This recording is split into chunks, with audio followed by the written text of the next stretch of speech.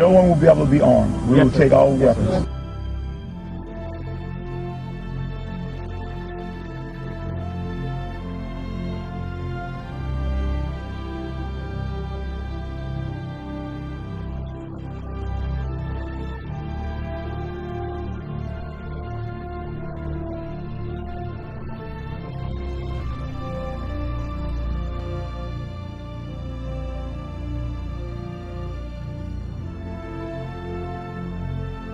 Every service member has an obligation, not just that they can refuse an illegal order or an unlawful order. They have an obligation to.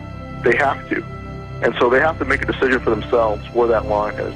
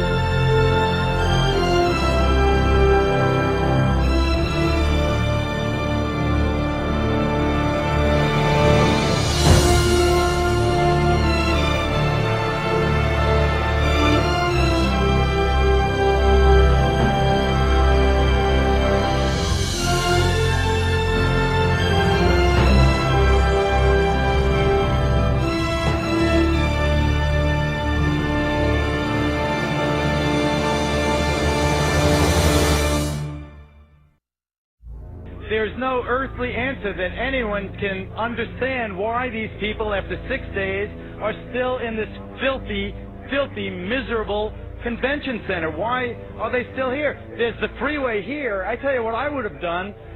What I would still do, I would say, let them walk out of here. Let them walk away from the filth.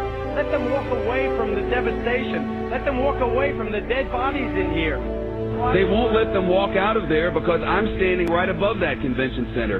And what they've done is they've locked them in there. The government said, you go here and you'll get help. Or you go in that Superdome and you'll get help. And they didn't get help. They got locked in there, and they watched people being killed around them, and they watched people starving, and they watched elderly people not get any medicine. And now they know it's happening because we've been telling them repeatedly over and over every day. And you know what they're doing now? And I'm not blaming anyone. I'm telling you what's happening. They have set up a checkpoint at the bottom of this bridge.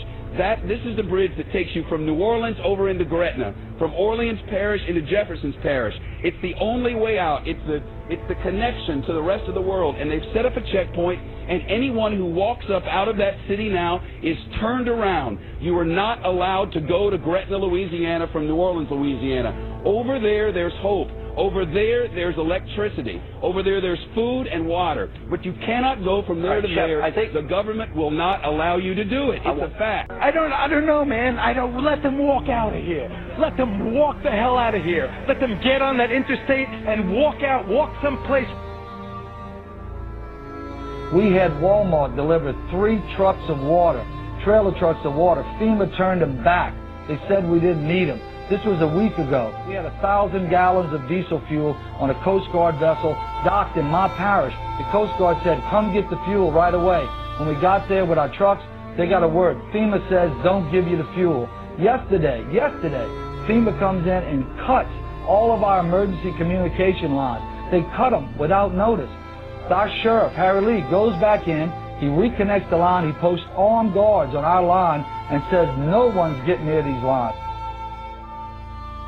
That's why we issued our declaration of 10 orders that we will not obey.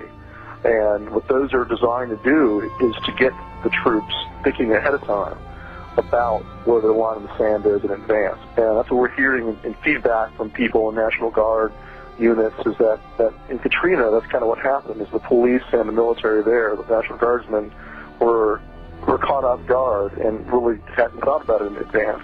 Walking up and down these streets, you don't want to think about the stuff that you're going to have to do if somebody pops around the corner.